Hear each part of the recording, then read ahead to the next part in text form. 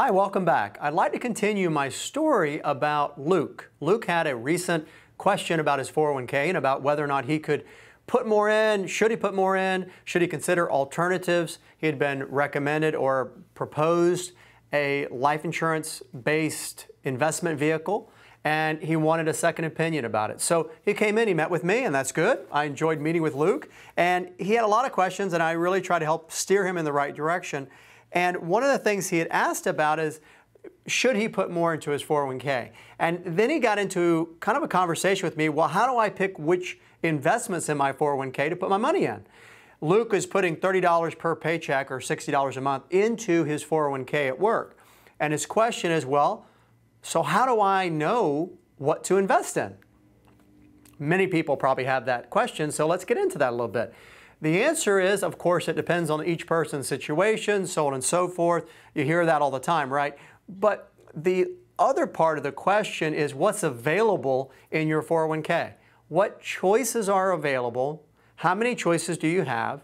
And how much help do you get to pick? So let me tee this up for you. Let's say that you've got 15 or 20 choices available in your 401k.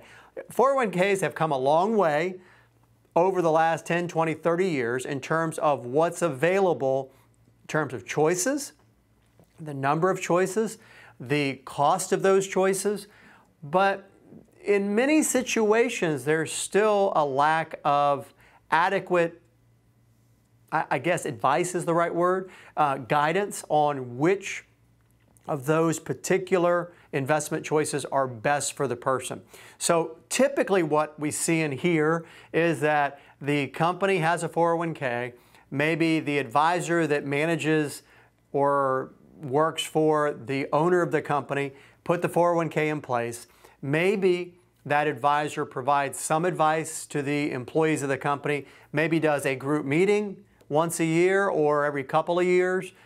But we don't hear a lot, at least I don't, about a lot of individualized advice for the plan participant, the employee of the company, who's trying to figure out how to invest the money that is going into their 401k. Now, some 401ks will give you the ability to go online, answer some questions, and then a robot will figure out how much you should put into different investments. In other words, this online availability of advice, and it's not really advice, really what it is, it's a regurgitation.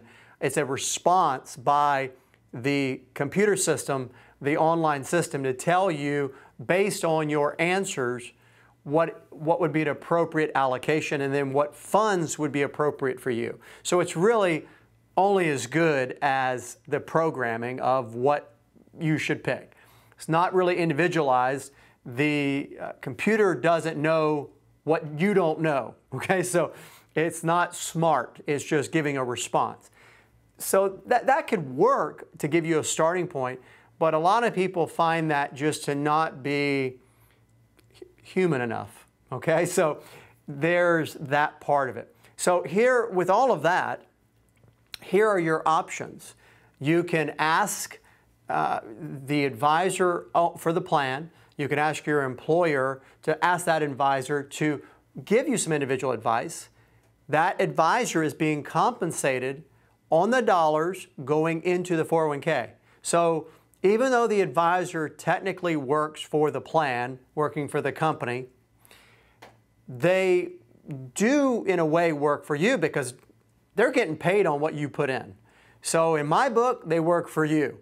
So you can ask and kind of expect, I think, that the advisor should give you the time of day, that you should get some time with that advisor. Now, what if that's not available? What if that's just not an option? Well, then you could maybe encourage your employer to consider some other options.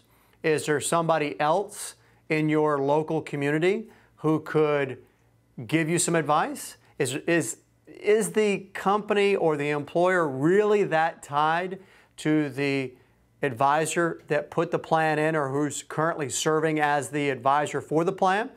Would they consider an alternative? I know that that's an option because I do that for a company locally myself, where we give advice to those 401k participants, to the employees of the company, and we meet with the employees individually. We meet with them and guide them about their 401k and what choices make sense for them based on their circumstance, not based on keying information into a computer system. So I know that's available, and so that's an option to ask for that. Another option is to, if the employer is not willing to make a change of the advisor for the plan, and the robot's not good enough, and or you just don't feel comfortable, here's a real saving grace. Here's what a lot of people don't know that you can do. You can get your own advice. Imagine that. Even though you're kind of paying for it through the plan, because there are fees associated with each of the investments you put your money into in the 401k. And you should know what that is. You can get that online or you can get it from the employer. Each of the funds have a cost. You're paying for advice because the advisor, again, is being paid based on what you put in, and that fee is being deducted from your funds. But separate and apart from that, you can self-determine here. You can self-select your own advice. You can find an advisor that you feel comfortable with. You can ask that advisor to guide you. So open up the phone book, go online, read the paper, go to cfp.net, go to the Better Business Bureau, go wherever you want to go and find someone that you feel comfortable that can offer guidance to you. Pay them by the hour, pay them for an annual consultation, pay them a percentage to manage your account. With the proper safeguards and procedures in place, you can actually hire an advisor that has nothing to do with your 401k account to go in, use your username and password, go into the 401k, review your account on an ongoing basis, make changes for you, and pick your funds just like they would if you were bringing them that 401k after you retired. So in other words, let's fast forward, you're ready to retire, you've got the 401k, an advisor can roll that 401k over into an IRA and manage it for you with a variety of different investments. Well, you can do this before you retire, especially as you get closer and you've built up a nice nest egg. It would not hurt at all to evaluate having somebody come in to your 401k, go into the 401k, sign in, make changes, and manage your 401k for you. You pay a fee for that, but that's especially important and convenient if you have other assets. So let's say that the 401k just represents part, hopefully, of your overall financial situation. And you've got the 401k and you've got other investments. Maybe the advisor is managing those other investments for you. Well, they can also manage your 401k, and then that way everything can be coordinated together. So it just makes it very convenient. It also allows you to focus on the other things that you do well. Most people are not 401k investment experts. And what you are best at is where you should put all of your energy and have somebody else who's best at managing investments. Let them help you invest and keep your money and help you plan your retirement, make that transition to retirement, and that will let you really, really do well and plan your future stronger.